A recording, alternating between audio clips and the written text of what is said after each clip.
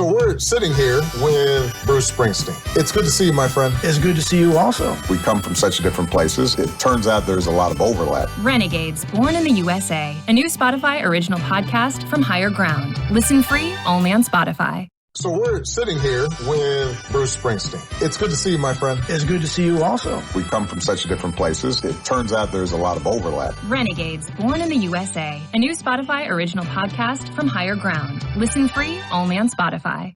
Get ready to be dazed and infused.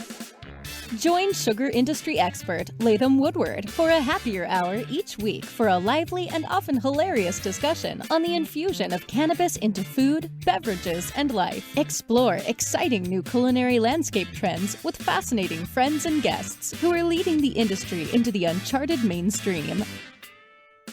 Discover curated menus, enhanced cocktails, and live tastings. Life's a little sweeter here on Dazed and Infused. Welcome back to another episode of Dazed and Infused. Very privileged today to have Shavo Odadjian from System of the Down and North Kingsley, who is your new effort. And welcome to the show. Hey, thanks for having me, brother. Right on. So Shavo, obviously, very big pleasure to have you here. You're so involved in so many things. It's almost hard to start. Music is one thing, but I like to do some social stuff here. Kind of reflecting the current situation, and obviously in the Armenia-Azerbaijan conflict, it's never ending, but it seems to calm down a bit. So we'll get into that a little bit. But first, I'm going to start with, what's your historical relationship to cannabis? How did you come to cannabis, and how did it get into your life? So the first time I smoked ever, I was the Guns N' Roses and Metallica show at the Rose Bowl. I was wee age. I think I was like 18 or 19, I'm not sure. And they were smoking in front of me, and I was with my friends, and none of us had smoked. And they were smoking. So I said, hey, pass that joint, just as it was like a joke. It was just Thing to say. Yeah, I don't even know why I did it, but I just did it, And the dude passed the joint. So it was like this moment of truth, do I do it? Do I not? And everyone looked at me, and I took it, and I took a hit, and I didn't feel anything, but that was the first time I actually took it, tried it. I was never a drinker. I was never a smoker in my teens. I was kind of a good kid. I skateboarder, played guitar, but never really did anything. My parents always steered me away from it. The way my parents saw it before was weed is heroin, heroin is coke, and it's all the same. Yeah, exactly. As I learned, it's not, as I grew. So at 20, 21 years old, I met Darren, the guitarist of System. And he was an avid pot smoker, and we started System together. So we hung out every day, and we would just smoke weed and talk about how great our band's going to be and what we're going to do and how it's going to come to life and who's going to be our drummer. And it was just us two, And we had Serge, but Serge had a business, and he was doing what he was doing. He was older than us. So him and I just kind of, did that, just kind of wished upon a star of what we're going to do, kind of manifested the future with, while we smoked and hung out at the studio. We had a studio. We didn't have a band yet. We had the thought of it. We had ideas. We knew what we had to do. But it took a lot of us just hanging out and getting to know each other. Right. Do what we did. So that's how it all started. And that's kind of became the thing. I just started smoking. And we just kind of, every man is different. Every human is different. So to me, it really worked well with my psychology, with my brain, with my physically, it was fine for me. Some people smoke it, they get paranoid, they get crazy. Not me. I was really cool, and it actually helped me get more creative, and just kind of did what it does, So it was easy to do. I'm not a big drinker. For a while, I drank in my career, a few years of me drinking, but the drinking was not good for me. It didn't react well with my system, but weed has always been there for me. So that's how it all started, and then I became a connoisseur throughout the years, because System toured a lot out of states, went to different countries. And I remember we went to Amsterdam once. It was 99 or 2000. And they were having the High Times, the Cup there. And I met some amazing people, and the fact that I was a connoisseur really tripped them out, intrigued them. So they gave me all these, because they gave me when I got there, the guys from the greenhouse, Aryan, and the inventors of the White Widow and the Super Silver and all those guys. Like I met them right off the bat, and they handed me a couple of ounces, and I was like, wait, I'd rather have like a little bit of everything instead of like a couple ounces of the same weed. Right. And they looked at me weird, like, really? I'm like, dude, I like to taste that. It's like wine for me, you know. Each one has a different taste and stuff. So you like a variety. So that's what really started when that happened, where I was able, because in LA, you know, you just got what you can, you know. It wasn't like, I'm gonna try that at the time, you know. I remember. Street, yeah, man. We would get it off of Alvarado. We would drive to Alvarado, and the people standing on the street corner would be like, yo, you know, come here. Papa, come here. And then they would give you some weed in your hand. You want this Acapulco Gold? Exactly, bro. Exactly. So when I went there, it was like a kid in a candy store, you know, and you can like order off the menu and stuff, which is how it is now here, and not there anymore. There, it's like not as good as here now. It's crazy. So that's what started it, man. He gave me like, I think, an eighth of like 15 different kinds of weed. And I went in my room and locked myself in there. The little experiment. Yeah, experimented each one, had coffee with it, you know, the smell and all that stuff, and kind of like became a connoisseur. That's what kind of made me do what I do now. That was the start right there. Right on. Oh, great answer. Shuggies is very proud to announce our new 1,000 milligram vanilla tincture. That's right, 1,000 milligrams of delicious THC in a vanilla tincture base. You'll find it is right in line with all of our Shuggies products and offerings, and it's meant for that heavy hitter in your life. If you're looking for a 1,000 milligram tincture, look for Shuggies with its distinctive vanilla flavor at a dispensary near you. That's Shuggies, SHOOGIES. Find us at shuggies.com and at that Shuggies feeling on Instagram. Going back in musically, I was a musician in high school and college, right? But nothing like what you're doing. But my influence when I was a teen, because I grew up in the late 70s, was punk. You know, we had a lot of hardcore punk in San Francisco. That's where I grew up. And I definitely get some of that from your music, not just System of a Down, but also your new thing, and really good cross between kind of punk and rap and like spoken word. It's really cool. I love the new North Kingsley stuff. It's really good. Thank you so much for saying that. Yeah, it's kind of it's tough going from such a band like System of a Down to another project, especially when the genre is different. You know, I'd probably be way more like well accepted if it was metal and just metal or just rock, you know. But you know, my taste, you know, variety is, you know, spice of life, right? I love hip hop, I love punk, I love rap, I love rock, I love it all, you know. So jazz, all sorts of stuff. So when I decided to work on this project with the guys, it was just kind of all of us agreed on the fact that we love it all. So let's mix it up. Ray is the vocalist, but he could sing, he could yell, he could scream, but he could also really flow like really well. So I was like, oh yeah, he flows really well. Oh yeah, like and he knows what he's talking about. He's not like today where there's a lot of people just like 3-4 words and that's the whole track, and people, you know. Yeah, exactly. He's actually saying some stuff, but a lot of repeated tracks and stuff. Yeah, bro, that's what it's about right now, which is cool, I guess, for what it is. I'm not gonna knock anything, you know. It is what it is. Times have their way of, you know, changing and doing things to music, and that's where we're at right now. Your sound is like more poetic now, like that spoken word sound. I really dig it. It's interesting. Thank you. Right now, I just want to shout out to since we're speaking to definitely our Armenian royalty base in the United States here. I'd like to shout out to my great Armenian friends, Dana Kamian up here in San Francisco, Carolyn Ristigian, her cousin, and the entire Garabedian clan up here in the north. So shout outs to you guys. What's your favorite varietals right now to smoke? What I'm smoking now? Yeah. I mean, I don't want to sound like I only smoke 22 Red, but I've kind of curated a good menu, and I'm really I'm actually smoking stuff from the Las Vegas line at the moment, because they've been really doing well with our seeds and our cuts. So I'm smoking that So Delicious at the moment. A lot of that. It's a gelato cross. It's really, really good. Is that the caramel gelato? No, it's called So Delicious. So Delicious. Okay. Yeah. The caramel gelato we changed to lemon dozer because it's a cross. And caramel gelato didn't really explain the cross. It's very lemony, but it's not, because most lemony weed is a sativa. like the Jackson stuff. This is not that, but it's got that Jack, like that lemon vibe, but it's total mid. Like it gets you very stony physically. You know what I mean? It's not very mental. So it's a lemon doser.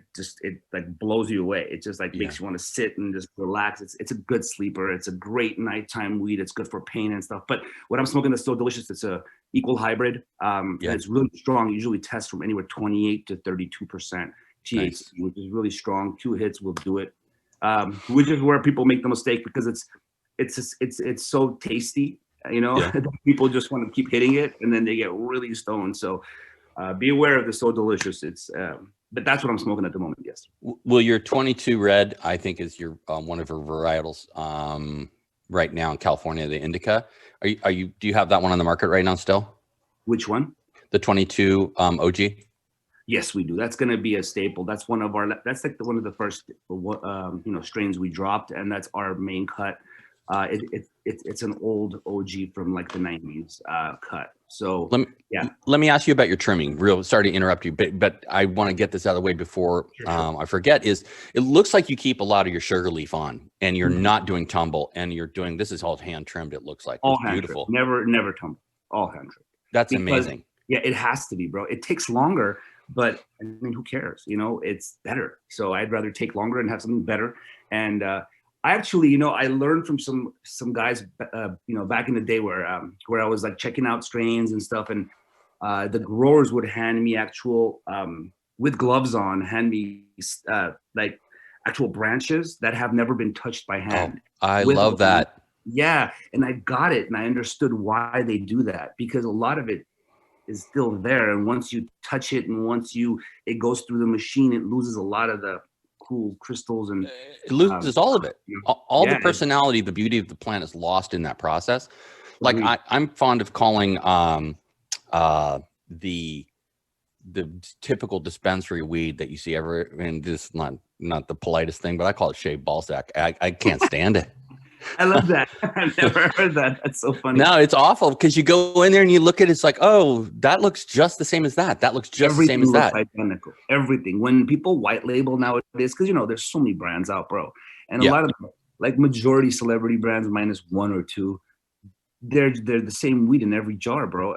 They buy out the same growers. They mid-grade shit that looks good. There's a lot of mid-grade weed that looks amazing because it just looks good. It doesn't mean it's good. No. So they go off the looks. They're not even real smokers. That's the difference between me and like a few other brands. Just a couple I could mention. Just off the top of my head, we actually care. It's we can grow a bunch, and if it's not up to, I quality control it all. Especially in Cali, because I'm in Cali, and I fly out to Vegas because we're in 3 states now. So I fly out to Vegas, Arizona. I always sneak up on them, check it out, make sure it's the right stuff in the right jars, and they're not there because it's hard to control the industry at the moment. It's like the Wild West. Every state's different. Yeah, so, you know what I mean. Every state has different laws. Boy, do I. Yeah, I'm sure you do, bro. So like I said, I go there. I make sure it is what it is. If I'm gonna put my name on it, it better be something that'll be in my medicine cabinet. And it's funny because my medicine cabinet is all weed. I have 3 kids, so I have to hide my shit. So yeah. What's your best dispensary in Los Angeles? I'm down every week, so I'd love to check it out. That's crazy. I don't know, man. There's so many that are cool. I love the cookies. I love the Dr. Green Thumbs. Of course, they've always been good to us. There's a great dispensary in North Hollywood called Red Moon. They're badass. Where's that? In Hollywood? In North Hollywood. Oh, I haven't seen that. Red Moon, really cool, really small, but like they only have great stuff. They don't have any of that shaved ball sack that you're talking about. Really cool. There's a few more. There's this one called KVC, the Originals one, down in East LA. Really cool. And those guys have really, really, really good. The Originals. They're well, I'm gonna check it out. The Jungle Boys places are badass too. Those guys are the TLC. Yep. Those are just world renowned at this moment. So yeah, I kind of go from there. CCC is really good on 7th Street. They have the Cure Company stuff, really good stuff. So yeah, man, I'm not a very competitive guy where I'm like, it's mine and no one else's. I won't pump anyone else. I always do, bro. If it's good, I'm gonna say it's good. You know what I mean? Yeah. There's room for all of us. I do mine my way. They do theirs their way. I'll smoke theirs. They smoke mine. It is what it is. Yeah. Well, like you as a seasoned smoker, and I'm sure you had your fair amount of time to smoke on a tour bus. Yeah, you can't smoke the same thing all the time. It just stops working. It gets old. But see, I switch up and then I bring it back. That's why I said I'm smoking the Las Vegas stuff right now. They've been really doing well. And let me see. I have a bunch on me. Look. This is from Las Vegas that came through. We have the So Delicious there, the Red Wedding. There's a Kingsley strain. Mm-hmm. Nice. It's not here yet in Cali, but it's in Vegas. There's a high C dough that I'm really loving. It's a high octane OG crossed with a do-si-do Girl Scout cookie. So it's really, really potent and tasty. But it doesn't get you so high where you're like lost. It keeps you level. Yeah, really good stuff. Gassy with a little bit of flavor. Yep. Yeah, nice. I like that. Oh, yeah. I always try to do that. When we started the brand and I started where I could play God and like kind of cross things and have fun with that. That was I'll be honest, that was the first, the attraction to doing what I'm doing. It wasn't just putting my name on something. It was creating something, you know what I mean? And the fact that I was able to do that gave me the passion, you know, it just kind of, so I always wanted to cross OGs with flavors, you know what I mean? And my next thing is I have these sativa plants growing right now. And if I get really good moms and dads, of course, I'm going to cross them with different strains of ours, like the ones we have. For example, we have the So Delicious. I'm going to try to create a sativa So Delicious. You know what I mean? So, yeah, I do. You know, so that's my next one. But originally I was like such an OG fan that I was like, maybe we should just cross OGs with all the flavors and see what we get. So this was one of them that came out. That's really good. Like traditional San Fernando and that kind of stuff. Yeah, I like the Oak Ridge a lot. It's reminds me of the old Kush, like the 98 stuff, you know, pre-98. So that, and then I love the King Louis is really good too. If it's grown well with the right temperature and the right everything, you know what I mean? Yeah. It matters who the grower is. It does. And people don't, the biggest problem I have in dispensaries right now, especially when you're going to buy flower, is that story, the story of the grower, the terroir, the domain, you know, as they say in the wine business, you know, that's really kind of lost. And there are some people like Honeydew that are really trying to push it through, get their whole ethos and their manner projected to the public. And I totally dig that. But there's this gray area, and that happens at the bud tender level where it's like, yeah, this is 32%. You want this. This is super stunning. It's like, tell me more about it. Don't tell me why. Besides the percentage, sometimes, man, I'll smoke a 19er, 18er, and it gets me lit, and it tastes amazing. It doesn't have to be 30%. You know what I mean? It really doesn't. But right now, that's the buyable. That's what sells right now in dispensaries. And by the way, your best friend as a brand is the bud tender, because the bud tender is one that, because people walk in there like clueless, like, what do I do? You know, there's so much going on. Like, there's so much weed, right? And then they're the ones that direct the customer to your product. And so very important that they are really on point with it, and they know what you have, you know. And for our brand, you know, in Cali, we were in a lot of stores, and we realized that it's getting pushed wrong. So we kind of limited it now to less, but ones that know what they have. You know what I mean? Your A grade stores, basically. Doing that, yeah. That's my point right now. I want to be in the right places, not every place. I understand I'll probably make more money if I'm everywhere, but I want a good rep, and I want to keep that rep. You know, I think I have it now, and I want to keep that. I'm not going to change that up for anything. You know, you and I talked earlier about George Sadler at Platinum Vape, and he and I did a cooking show last week. Yeah, he's great. I mean, and I actually went down to him just for a little mentoring session because I like his knowledge base. So we just sat down for an hour a couple of weeks ago and talked about the importance of stores. And your messaging exactly is you don't have to be in all the dispensaries. No, you don't. And I'm seeing it now because I go into like 20 dispensaries a week, right? Just to see my brands, to see that my team's doing the work, and to see what's available. What I'm seeing now, though, the same shit in every store. And it's getting to me. It's just getting like, wow. It's the white labelers that are, you know, benefiting off this. No one else. Because they just grow generic stuff, and then they sell it to everyone. And whoever pays the cost, they get it. And it's becoming pretty much the same everywhere. That's interesting. Yeah. And it is true. It's like even George was telling me about how when he takes platinum out, he doesn't want to be in certain stores. He knows they're not going to work in that store. We talked about that. We did. Yeah, it just doesn't work sometimes. It's better to be exclusive a little bit and have your thing work with your crowd. Yeah, like for today, for example, I was going through my Instagram and I read the DMs. Of course I do. And there's a bunch of people asking me where's your stuff at right now? And I told them Dr. Green Thumbs. They actually went there and they were out, and I was like, shit, because we've been, like I said, we've been limited lately. So, sometimes you just have to be exclusive, and sometimes people can't get it. And I think that's actually not bad, if that happens, because that kind of brings the demand up, It builds up anticipation too. And if you're a real fan of what you like, you should keep asking for it. I think that's the most important thing too, especially with dispensaries, is you need to tell them what you want. Yep. All too often, the dispensary personnel will tell you what you want, and that's not the right approach. They're not asking the right questions. You're 100% on that. Yeah, man. Because that's happened to me back in the day. I would walk in and I'd be like, so what's good? Oh, well, this is good. And then I'd buy all this shit, and then I'd go home and like one of those things would be to my liking, Yeah, 1 out of 3, right? Or 1 out of 4? Yeah, 1 out of 4. And the rest would just kind of be bland and the same, So I learned how to ask questions and tell them exactly what I'm interested in and what my point is and what I want from it, That's why I kind of got stuck to a few stores and not all the stores, because, I'd like them to know who I am. And when I walk in, there's a badass shop in Burbank area, Sunland Con Exhalants. They're really good. I was just there. Right? That's a great store. I'm going to walk in today because they have what I really like? Those Papas and Barkley tinctures. Oh, yes. Which one? The 30 to 1? I like the 1-in-1, bro, for nighttime, because it's like the right amount of THC and CBD mix, and it's cannabis, because we have that as for 22, but ours is hemp-based. And it's only CBD. We don't have any of the THC, which is all for medical purposes, This one actually, it puts you to sleep, right away. For me, it helps me a lot, because I'm so high strung, because I got so much going on. Oh.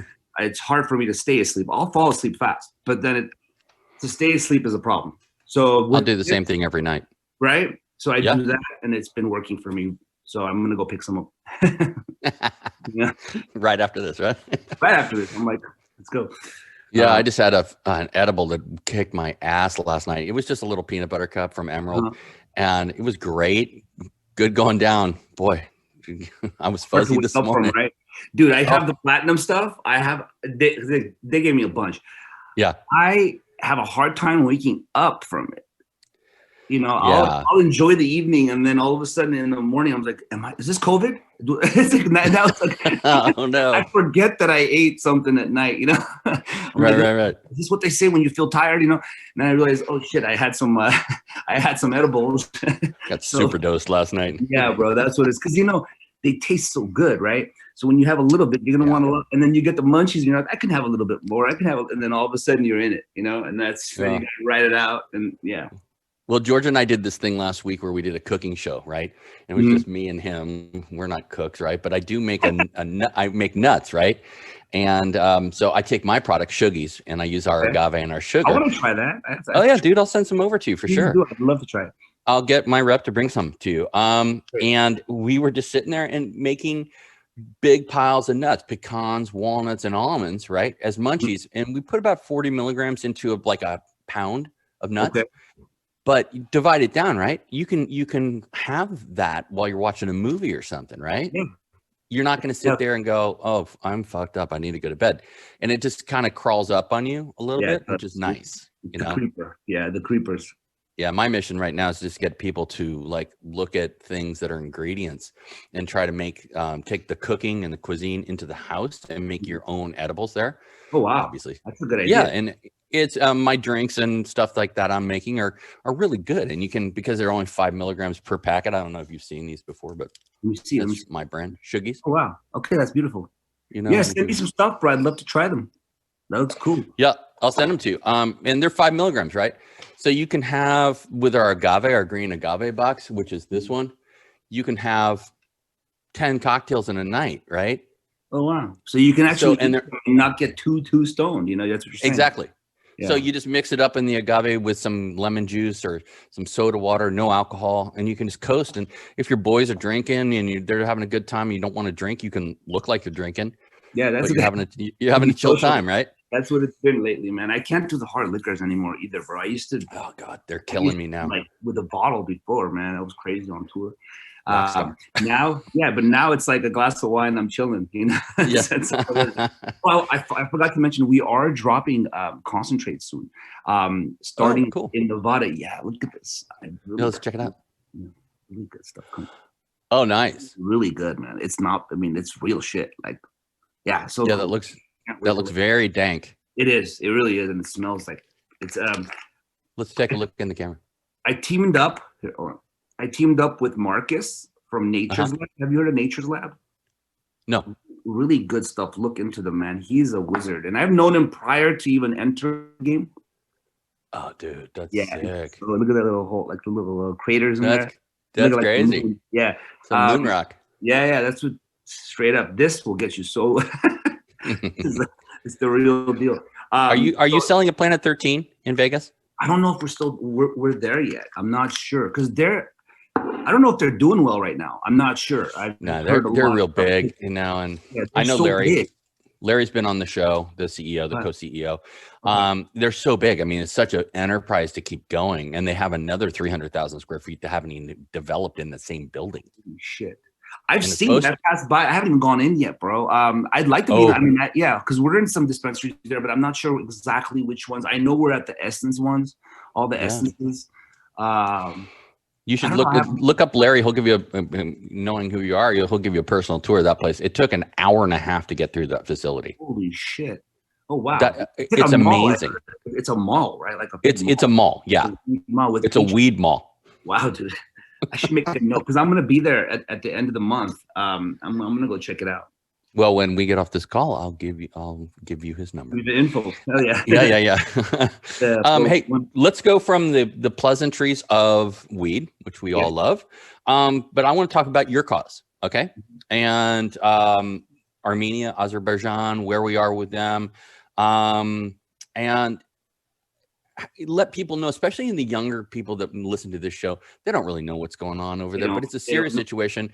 And when I was in Burbank, maybe 3 weeks ago, maybe 4 weeks ago, saw a lot of guys with Armenian young men with like Armenia on their back with AK-47, you know, on their pickup or whatever. It's like a pretty strong statement.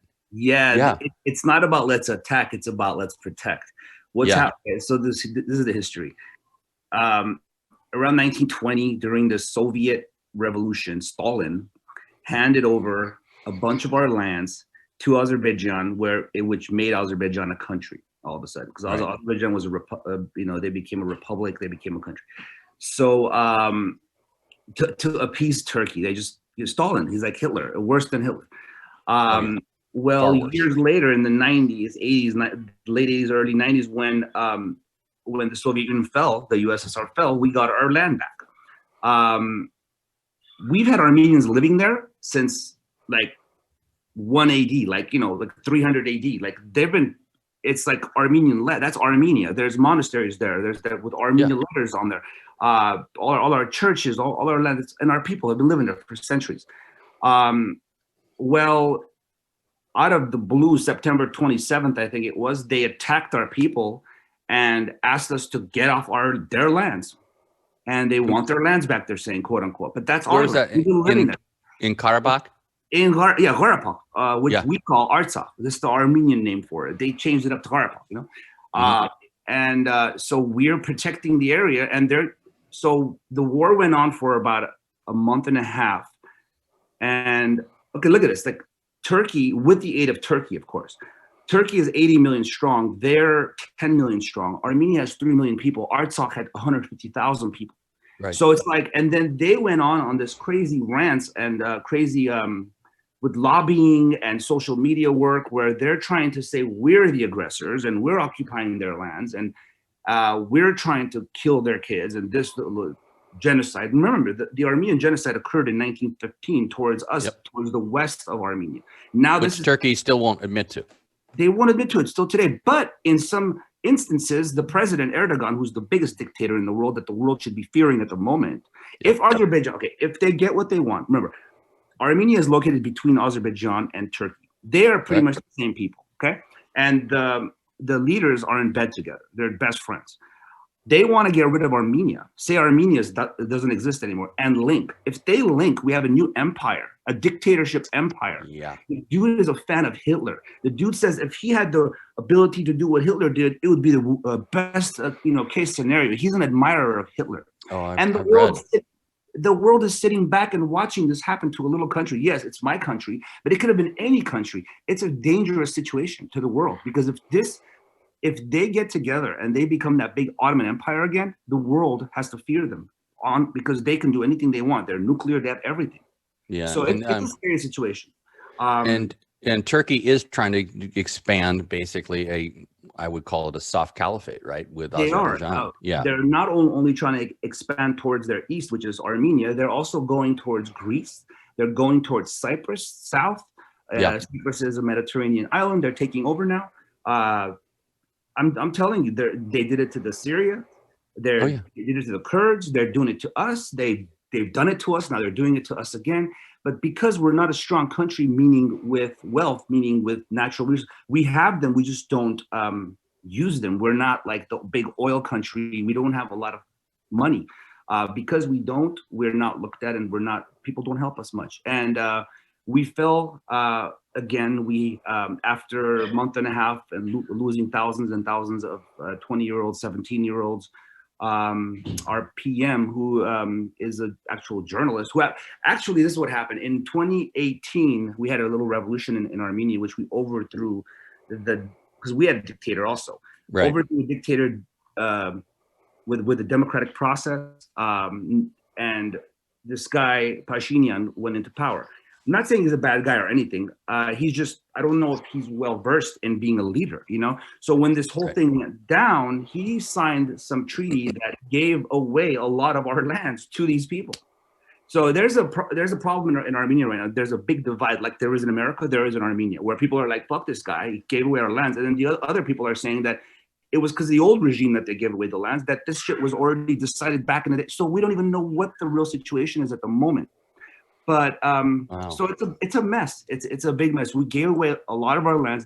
They're forcefully removing people out of their homes and throwing them out, and they still haven't given us back our prisoners of war. All we get are social media videos of our soldiers getting decapitated and parts of their bodies getting cut off and stuff. And they're saying that we're the aggressors. Oh my God! We want our kids back.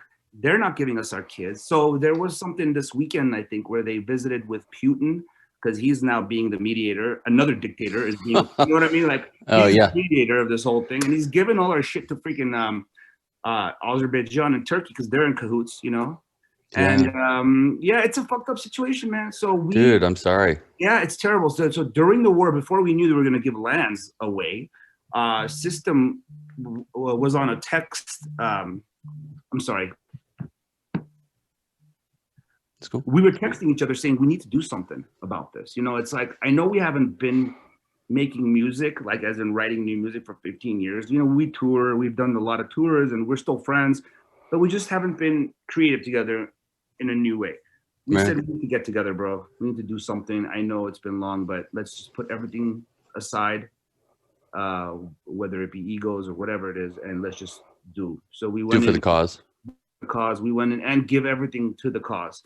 Because like I said, we're not a very rich nation. We're kind of a poor nation, to be honest with you. Yeah. So, they needed funds, they need sleeping bags, they need a lot of stuff. And then the displaced people. So at the moment, we're trying to put together a fundraiser also, because there's about 100,000 people that are displaced out of their homes, out just like homeless there. And no one's helping. The diaspora of Armenians around the world, though, it's seeming like the Armenians from around the world are really coming together more so than ever. They're always a tight group, Very, very. That's one thing that I've said before, and I'll say again. Our people do have an ability to unite, but they also have an ability to like question things, man. So that's why at the moment we're kind of in a great divide. It was like day and night, bro. One day everyone in the world, every Armenian in the world is together because we were fighting a good fight, which was protecting our land, which is the title of the first song we dropped. Right.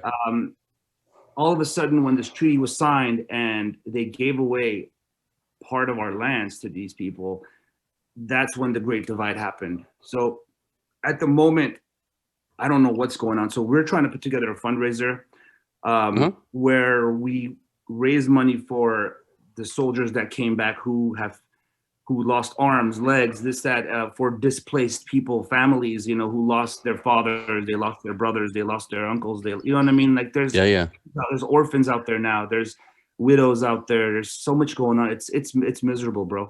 So we're still trying to do our best, and everything that we've collected goes there. 100% of all our proceeds goes to our people to help them out. It's the least we can do, I think, you know? Right on. Well, hopefully you'll have a fundraiser down, I think it's in Hollywood, and you've got the Armenian Cultural Center there. Yeah, we're going to do an online with System soon. I don't have the date yet. I just finished the video for the second song, Genocidal Humanoids. And we're going to premiere that during the fundraiser or after the fundraiser, whenever we decide to do it. I think it'll be in like a week and a half, but you'll know about it. We'll announce it. Cool. Yeah. You know, I've had you for a long time here, but we're going to just wrap it up with a fan favorite here, and maybe on a better up note. Yeah, we call it Stoney Story. Okay. And it's anything in your life. It could be today or tomorrow, or it could be having to do with a friend that you don't have to be involved. You got anything that comes to mind that people at home can identify with? Could be anything. Okay, when another time in Amsterdam. I love how stories start with. That's a good one. Amsterdam. It's like the Bandcamp stories, right? Right. Another time in Amsterdam, we only had 12 hours there. So we're such stoners that, you know, we had a day off, but we didn't have a show in Amsterdam, but it was near Amsterdam. So we said, bus, take us to Amsterdam. We got one day room at one of the hotels, and all of us piled into this one room and went out for the whole day from like 12 to 12. I think it was like noon to midnight. We were in Amsterdam. So we bought all the weed we can for the rest of the tour. And this is in like, I'm talking maybe like 2001, if that, 2001. So it's still not legal anywhere, and it's still drugs, you know. Anyways, we got the space cakes. Oh, yeah. And I remember I ate like 4 of them. And at the time, nothing's regulated. It's like 200 milligrams in each. Right. And I remember the bus arrived, and I was sitting on the bed and I was watching TV, but I wasn't really watching TV. I was just looking. I was just kind of like zoned, right? Things were happening. And as the bus arrived, they're like, okay, we got to go, guys. And I had a joint in my hand, 4 space cakes in, and I got nausea. So now we're downstairs checking out, and I will have to throw up, and I'm in the lobby. So my drum tech rushes me upstairs, and as the elevator opens, I start hurling. So there's a hurl line from the elevator, tracking straight to the room, and got the end of it into the toilet. And then I slept the rest of the night on the bus, on the ride to like Germany or somewhere, with a garbage bag on my head. And I have a lot of pictures to prove. Shavo, that's a good rock star story right there. The guys took advantage of me and took a lot of pictures. Okay, so there's a lot of proof that night. You know what I mean? I have a lot of pictures. Right on. Well, is there anything you want to plug for people to be attentive to? Sure. The new video we just did for North Kingsley drops this Friday. Right on. This Friday on, I'm not sure exactly where, but it will be on YouTube. I think we're going to have a partner where we premiere it, but I'm not sure where that is. But it'll come out Friday morning. And then, like I said, for System of a Down, Genocidal Humanoids video coming out in a week and a half sometime. And that's about it. 22 Red, we're in 3 states. We have these new tinctures that we just dropped on 22redhemp.com. 3,000 milligrams in each jar. Really good stuff. Clean American hemp. Nice. Sourced out by me. And what else? We have some cool merch from System of a Down that all proceeds go to helping the people displaced from the diaspora. Yeah. Right on. Well, I can only say thanks so much for being here today. It's been a pleasure to have you. George Sadler told me to say hi. So hell yeah, man. I'm about to hit him up. Say what's up. And you're welcome back anytime. And I'll make sure you get some shoogies delivered over to you, man. Please do, bro. Please do. I would love some. if you ever want to pitch a project or anything like that, I'm always here for you, and you're always welcome on Dazed and Infused. Thank you, sir. Thank you so much.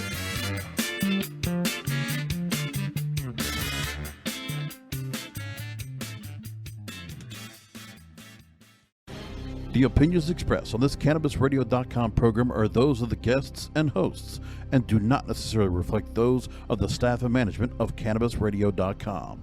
Any rebroadcast, republication, or retransmission of this program without proper consent is prohibited. John is always running around. So geht die Elektromobilität für Deutschland. Entdecken Sie den Renault Captur E-Tech Plug-in Hybrid mit bis zu 65 Kilometern rein elektrischer Reichweite, ausdrucksstarkem Design und 7.500 € Elektrobonus. Oder entdecken Sie viele weitere Renault E-Tech Modelle. Bei der Renault Retail Group Deutschland GmbH in St. Augustin, online oder telefonisch.